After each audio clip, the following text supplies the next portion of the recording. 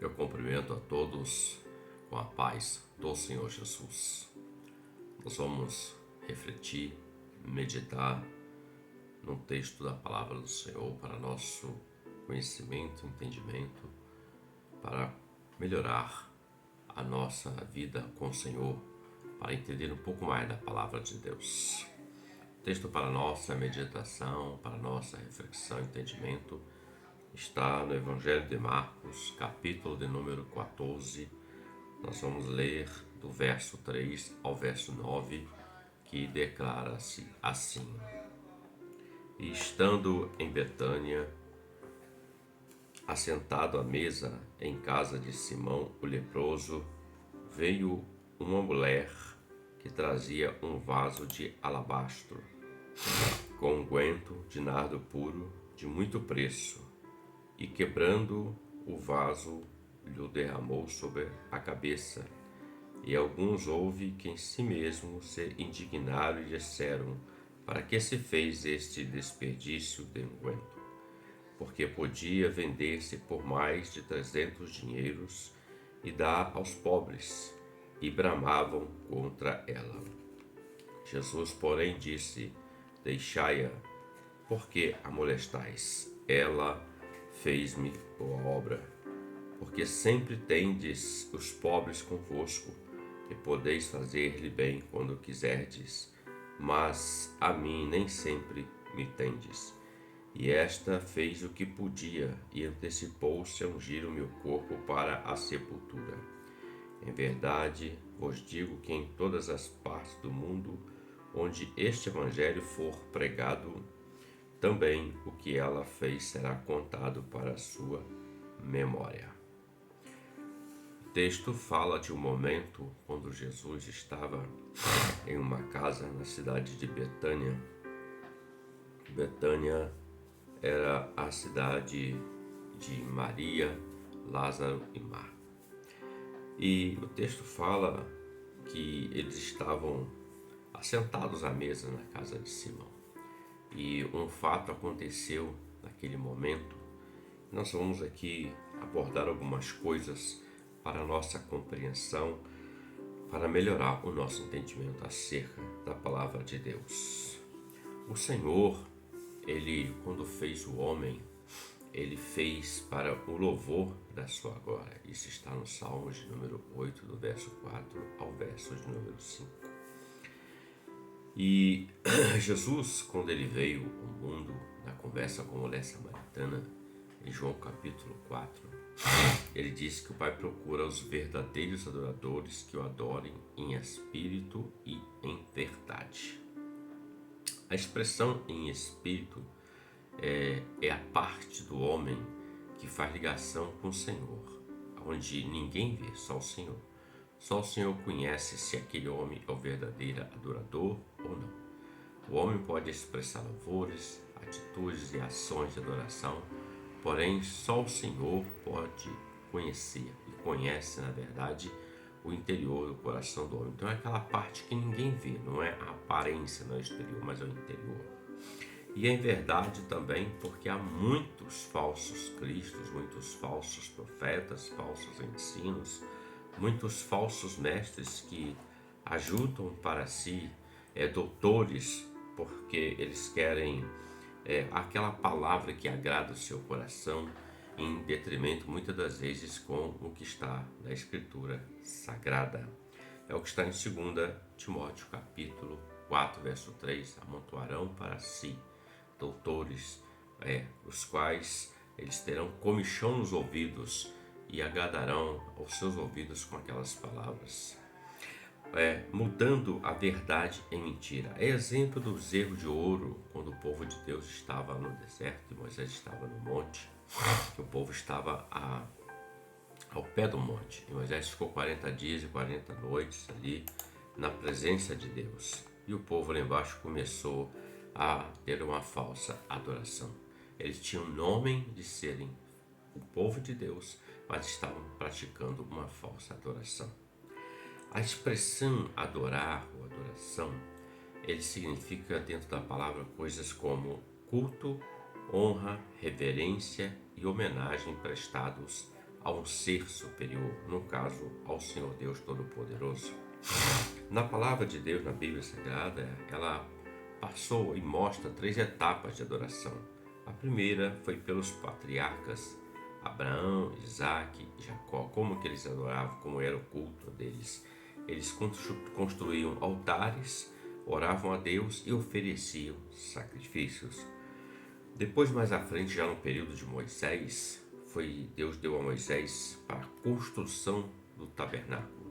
E no tabernáculo, e mais à frente, depois com Salomão no templo, havia um sistema de adoração onde se envolvia cânticos, sacrifícios e orações. Este era o culto, a adoração a Deus.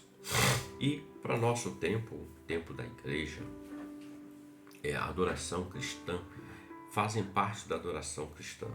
Pregação da palavra, leitura, ensino da palavra, oração, louvores, cânticos, batismos, ofertas e a ceia do Senhor. Então, quem não, por exemplo, não gosta do ensino da palavra, quem não gosta de se envolver com oração, ele deixa de cultuar a Deus. Isso faz parte do culto, isso faz parte da verdadeira adoração. Adoração não é somente louvor, não. Adoração é uma vida dedicada a Deus, honrando a Ele. Podemos também definir a adoração como todo e qualquer ato, gesto, atitude ou fala que glorifique unicamente ao Senhor Deus Todo-Poderoso. Isso é o que significa a oração, porque a expressão do Marcos capítulo 14 desta mulher diante daquela situação, uma expressão de adoração, de reconhecimento ao Senhor Jesus. A palavra fala que eles estavam em Betânia. Betânia era uma vila, um vilarejo, e também foi o lugar da ressurreição de Lázaro, quando Jesus trouxe Lázaro da morte, e onde moravam suas irmãs Marta e Maria. E também foi o mesmo lugar da ascensão do Senhor Jesus após a sua morte. Isso está em Lucas capítulo 24, dos 50 ao 51. O texto fala que eles estavam na casa de Simão, o leproso. Naquele momento, naquela mesa sentada, Simão não havia lepra sobre ele, porque o homem leproso ele era tirado do convívio social. A expressão leproso é para definir que um dia ele foi leproso e não era mais. Ele havia recebido uma cura. E a expressão leproso também pode nos mostrar como que o mundo conhece as pessoas. O mundo hoje, de um modo geral, a ação do mundo conhece as pessoas mais pelo um codinome, digamos assim. Por exemplo, Ananias, Misael e Azarel, mais conhecido como Sadraque, Mesaque e Abednego. Então, esse codinome é o nome babilônico que o mundo dá. É o fulano de tal, é o falcão, é o conchinha, aquele, é o pinguço, é o cachaceiro, é a mulher tal. Então, é o nome que o mundo dá. É o nome que o mundo apresenta às pessoas. O texto fala também que eles estavam assentados à mesa. Quando alguém se assenta à mesa, ou você convida alguém para sentar à sua mesa, isso você não convida qualquer um. A mesa ela representa 2 coisas, representa altar e lugar de comunhão. Tanto você como eu não temos comunhão com aqueles que nós não conhecemos, mas nós temos comunhão com aqueles que nós conhecemos, é uma intimidade. Então estavam sentados à mesa, todos que estavam ali se conheciam, tinham intimidade com o Senhor Jesus, com Simão e com todos que ali estavam. Então estavam vivendo um momento de comunhão, onde naquela mesa, onde se faz as refeições, onde se comungam assuntos, era a comunhão. E na mesa estavam Jesus, Lázaro, Simão, os apóstolos e outras pessoas. Porém, não era permitido que as mulheres naquele tempo adentrassem ao recinto onde o homem estava. E esta mulher fez um ato diferente. O fato de estar Jesus, Lázaro, Simão, os apóstolos, é tipo de um culto, porque Jesus fala que onde estiver 2, 3 ou mais reunidos, ele se faz presente. Então é tipo de um culto, ele estará conosco. E Jesus de fato estava com eles naquele dia. Então eles estavam em Betânia, conforme o verso 3. E o texto também diz que veio uma mulher com um vaso de alabastro. Uma mulher. Que mulher é essa? Essa mulher é exatamente Maria, irmã de Lázaro. Como que nós entendemos isso? Porque em João 12, do 1 ao 7, revela que foi Maria quem entrou naquele recinto e quem derramou aquele unguento de grande valor sobre o Senhor Jesus. Então, em João 12, do 1 ao 7, nós vamos encontrar vai nos mostrar quem é essa mulher de Marcos 14. O texto mostra que ela adentrou aquele recinto e praticou esse ato de adoração diante do Senhor, esse ato de entrega diante do Senhor.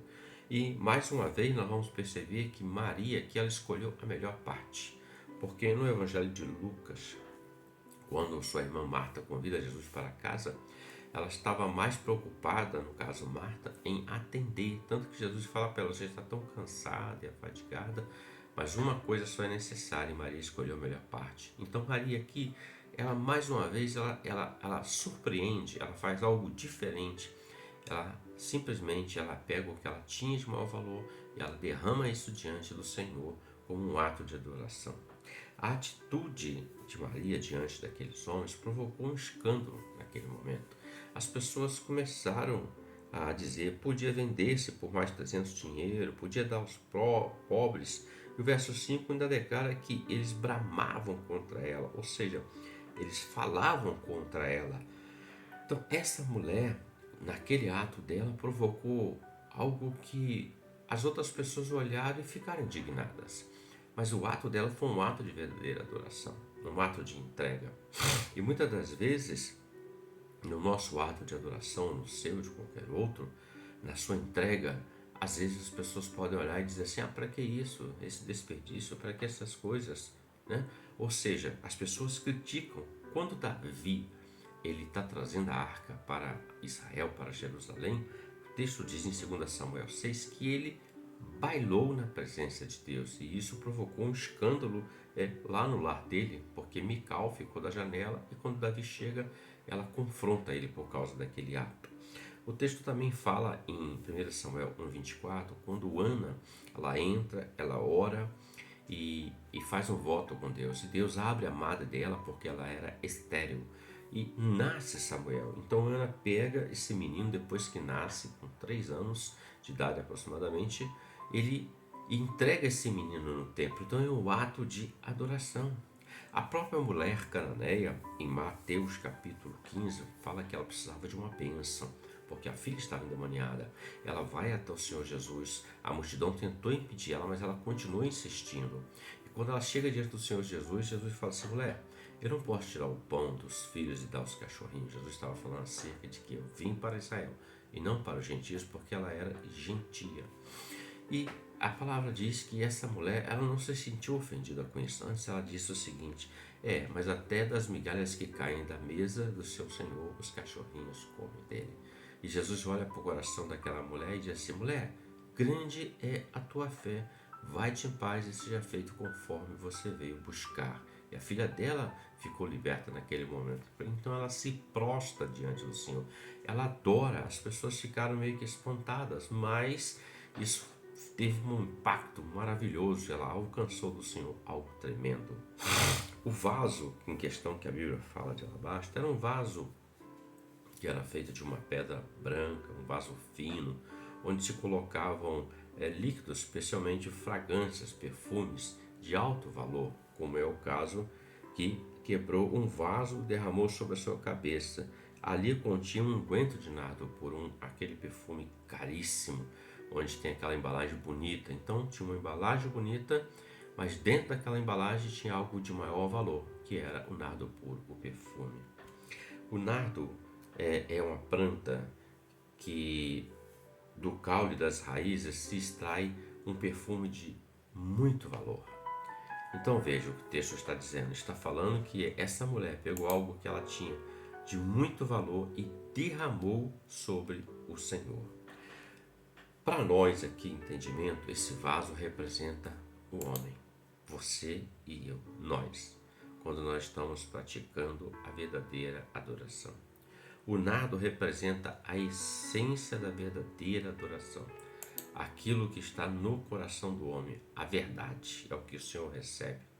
O vaso que se quebra porque ela quebrou esse vaso ou rompeu-se o vaso na presença do Senhor é vaso de adoração, vaso de valor para Deus, que Deus conhece esse valor e sabe quem são os verdadeiros dos falsos adoradores.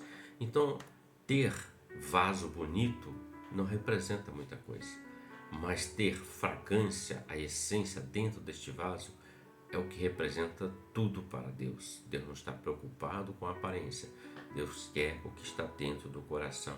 A exemplo de quando ele disse para Samuel, ele é para mim, né, é como o meu coração. E a exemplo de como ele disse para o próprio, em Atos dos Apóstolos, capítulo 9, o próprio apóstolo Paulo, vai porque este é para mim um vaso escolhido. Então Deus conhece o coração das pessoas.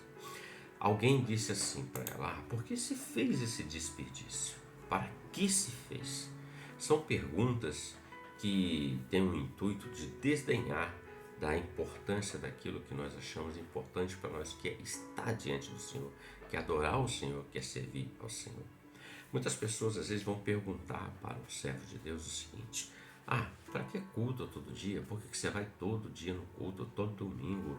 Por que você vai na oração? Por que você evangeliza? Por que você vai ao estudo? Por que você estuda a Bíblia? Então, são perguntas que as pessoas vão fazer para você, para mim, achando que isso é um desperdício, porque poderia estar aproveitando a vida de outras formas.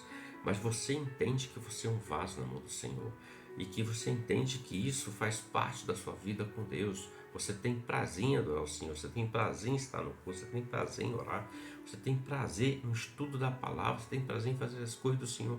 Isso é ser um vaso de valor.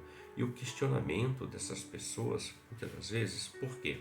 Porque elas não alcançam a fragrância, a essência da adoração ou a essência do verdadeiro adorador. Como nós muitas das vezes falamos, tem a essência do verdadeiro adorador. São os que têm nado dentro dos seus vasos, mas não querem se quebrar na presença de Deus. Até tem nado, mas não conseguem se romper, porque ainda estão presos ainda. O seu vaso ainda está preso naquilo que é sua razão e vontade própria e não permite se dar lugar ao Espírito Santo na vida dele. São os que estão presos em seu culto particular, suas razões, sua religiosidade, sua forma de viver, sua filosofia de vida, ou seja, estão fechados em si mesmos, não conseguem se romper diante do Senhor. Mas essa mulher, Maria, no caso, ela conseguiu romper-se diante do Senhor, conseguiu quebrar-se diante do Senhor. E isso fez toda a diferença naquele momento. Veja bem, alguém disse assim, porque podia vender-se por 300 dinheiro. Quem disse esse texto em João 12, conforme nós falamos, foi Judas Iscariotes, o qual o próprio João escreve que ele era quem era o responsável pelas finanças daquele grupo. E também era alguém que metia a mão na bolsa, diz João, revela-se na palavra. Alguém disse, poderia vender-se por 300 dinheiro ou 300 denário, porque o perfume era caríssimo. Um denário era o valor aproximadamente de um dia de trabalho de um trabalhador comum braçal. Então entendemos que esse perfume custou-se um ano de trabalho de alguém para conquistar aquilo. E quando alguém diz assim, podia vender-se por 300 dinheiro, é o valor que agrada ao homem. Muitas vezes o homem está mais preocupado com o recurso financeiro, com as finanças, com o dinheiro, com o que ele pode arrecadar daquilo. Mas isso é um valor que agrada a homens, não agrada a Deus. Deus não quer dinheiro. Deus não quer prata, Deus não quer ouro, não quer nada disso, Ele não precisa disso. O que Ele quer é verdadeira adoração. O que Ele quer é que o homem ouça a sua voz e obedeça. O que Ele quer é que o homem tenha comunhão com Ele. Mateus 6, 21, Jesus revela assim, onde estiver o vosso coração, aí estará o seu tesouro. Então, onde está o nosso coração? É em Deus? Então, o Senhor é nosso tesouro, o maior valor de bem para nossas vidas. Mas o nosso coração está em outras coisas, então aquelas outras coisas será aquilo de mais importância, de maior valor para nossas vidas. Ah, não, meu coração está em Deus quando me agrada e meu coração está nas outras coisas quando me agrada. Então eu estou dividido. Eu ainda não me defini exatamente quem eu sou. Eu estou como Eutico na janela. Uma hora eu olho para fora e outra hora eu olho para dentro. Uma hora eu olho para Deus e sua palavra, outra hora eu olho para o mundo. Então nós precisamos de definição, porque Deus quer definição, queridos. Então é tipo do evangelho social, que está mais preocupado com as coisas dos homens do que as coisas do Senhor. É a ênfase do material, é a ênfase daquele evangelho da prosperidade que só fala de dinheiro, só aplica dinheiro e não leva o homem até Cristo, mas leva o homem até as coisas dessa terra. Prendem o homem nas coisas terrenas e não conseguem tirar o homem da terra e colocá-lo na eternidade com Deus na verdadeira adoração. Poderia vender-se por tanto dinheiro. Deus não está preocupado com dinheiro. Deus quer a adoração, a alma do homem, queridos. Pois bem, em João 6,56, Jesus fala assim: quem come a minha carne, bebe o meu sangue, permanece em mim e eu nele. Ele está dizendo, ter comunhão comigo, se entregar. No verso 27 do mesmo capítulo 6, ele fala assim: trabalhai não pela comida que perece, mas pela comida que permanece para a vida eterna, a qual o Filho do Homem vos dará, porque a este o Pai Deus o selou. O que ele está dizendo? Não trabalhe para as coisas que perecem, mas para as coisas que são eternas, as coisas que têm valor no céu. Porque onde estiver o nosso coração estará o nosso tesouro. Ele ainda diz: não ajunteis tesouro na terra, onde traça e ferrugem consome, destrói, mas ajuntai tesouros nos céus, algo de suma importância. Então essa mulher, quando ela tem essa atitude, eles começam a questionar, e fizeram isso. Mas veja bem, algo muito importante, muito maravilhoso. O verso 6, Jesus disse: deixai-a, porque a molestais? Ela fez-me boa obra.